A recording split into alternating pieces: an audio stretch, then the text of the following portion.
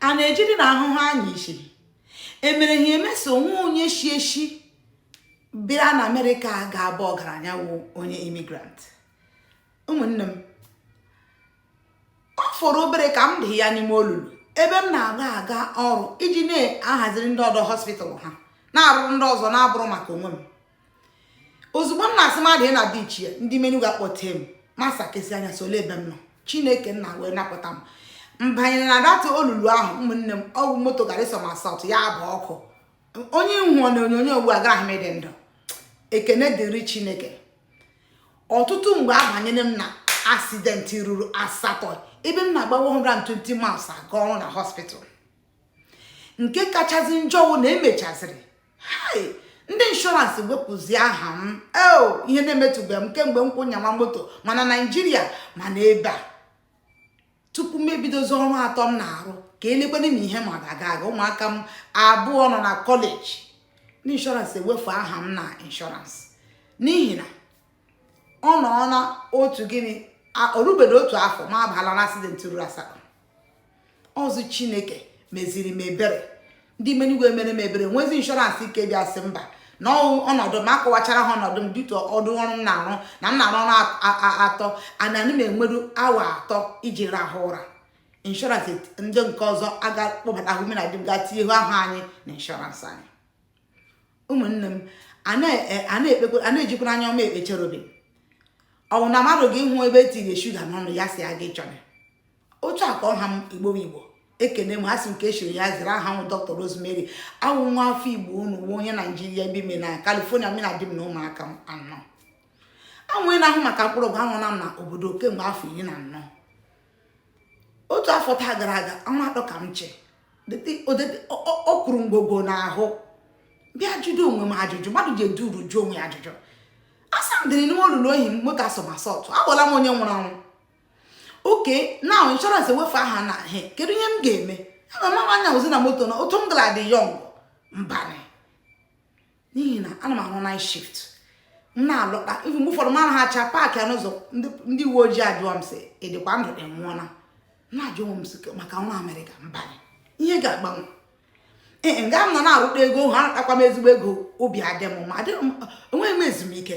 Adị m ahụ di m anya n'ihi na ọrụ ya na-akpọkwa ya agagharị. So mgbe mmiri a na-enwerịrị ohere nhụta magadị ka onye lụrụ di mana ọ dị ọlụrụ n'ihi na ọrụ ya na-akpọ ya akwụgharị. Ụmụaka nkwanye ama m ihe na-eme na ndụ ha. O nwere mgbe asịghị m estetukwu project nwa nwaanyị na ndị ọzọ na ndị nne na nna ha anụọ mechaa sọmito ha ndị ka ha gba fest gba sekọnd. Nwa nwaanyị enwetaghị pozishọn ọ chọrọ n'ihi na anọghị m ya di m anọghị ya n'ihi na ọrụ na-akpọ anya agagharị. Ụmụnne m nke mere m ji gee ibe akwa nrụtacha ego ahụ nwere kwechie ndị babysita ịhụrụ ya bụ penny wise pound foolish. Na-ajụzi onwe m sị emere emesi onye ọbụla wee imigrant bịara na Amerịka ga-abụ ọgaranya. A ga-enwerụrụ ụzọ a ga-eji wee mee ihe a ka ọ dị mma. Ọ ya mgbe m ji na-echogharị na ịntanetị na-achọ ihe ọzọ m ga-eme ka m wee nwee ike gbara ha ụdị ọghọm dị otu a ka m wee fụta ihe a na-akpọ ịzụ ahịa n'igwe okwu nke a na-akpọ online business. Nke bịa nwetacha m ọfụma mee mma mara na ihe ahụ ihe Chineke kwadoro nwụ na ekpere m ekpe buo ọnụ abalị 7 wee yọọ n'ime n'igwe si na mama ahụhụ akara ga-egosi m na ihe ahụ ụzọ gara aga na m agaghị eme. Ụbọchị m kwụrụ 149 m ka m nwetara na ihe mkpughe Chineke wee gosi m ihe ịgba ama sị na njewe n'ụzọ dị ya. Obi eshie m ike. Nsị a na nwekwa onye mma m ga-akpọta ha si nsogbu adị. A ga-esetiri gị automated system ya kedu ihe kwanị dị si online business a na-ekwu okwu ya. Etu a na-akpọ McDonald's bịa ịzụrụ franchise ọ ya ihe a na-akpọ ma ime ahụ nke ahụ ka m kọwakwara gị n'ọnọdụ ọzọ. Etu ịfụrụ Amazon ọtụtụ product ha na-ere ọ bụrụ ha nwanwe Amazon dị ka ndị nọ n'ekiti agbata ndị na-achọ ha ga-azụ na ndị nwekwara ide product otu a ka anyị si eme na-azụkwa ahịa n'egwu okwu na-ekwu. Sọsọ ihe ị na-ediri ime gịnị inwe enume iji eme gịnị eme nghọta ịchọrọ ịghọta biznes ịchọrọ ịzụ ahịa ọfụma na uche gị dị ya adịghị onye a ga-agbaziri olu gị ege ihe a na-agwa gị ọ gwụchala weta wifi weta laptọpụ gị ma he amakwa m ihe nọ gị n'obi kịta ị ga-asị ndị akwụkwọ ndị amasị na ndị a ga-egwuru gị ego mba ya bụrụ skamasị n'ihi na azụọla m ahịa were faịlụ taksị ugboro 2 ebidoro m ịzụ ahịa 1 afọ na ọnwa 6 gara aga. ụmụnne m nọ m agbanwere mgbe m fụrụ ahịa m si but ike ka m ga-esi mana m emedobe business online before asị na nke abụọ dị nsogbu maka na ha nwere tools nwee resources nwee mentor nwee global certified community ndị ga-enyere gị aka ihe niile iji azụ ahịa macha n'ime business ezuru ya dịka franchise. Ekwe mana oge dị ugbu a nwa onye nwere ohere iji na-achụgharị ndị mmadụ ji akpọta ahịa na business mba anya ga-eme etu ahụ. Onwekwa onye nwere ohere ibibịa na-ere product eme ihe mere ha ga-espa ga-apabịa na garage godo onye nwere ụdị ohere ahụ. So ọwụ ihe m ji like cha business a because onwe onye mmara ndị niile mmara ndị na-achọda ayọ m ego ayọ ọ bụrụ ndị na-abịa iwepụta ego were banye na ndị business ya.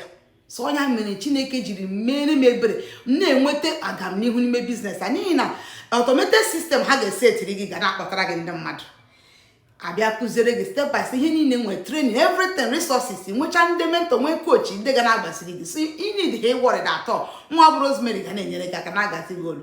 Chineke ebulele m gozie m enweziele m mentees all over na ma ndị ncha big shot Chineke butere m ha wụsa ndị ga nna mentors kịta ndị jiche ezigbo ndị nọ mba niile ma Nigeria Canada US m ga-egosicha ha gị ha na ka ị na-awọchi onye ị ga na-afụcha ha kịta.